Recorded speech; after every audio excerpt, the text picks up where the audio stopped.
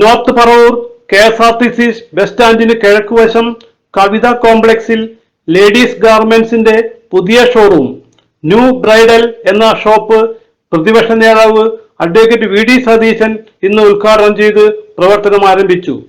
Readymade, top materials, party wear എന്നിവയുടെ പ്രത്യേക ഷോറൂമാണ്. സ്ഥാപന ഉടമ S. നജറിൻ വിശേഷം പങ്കുവച്ച് സംസാരിച്ചു.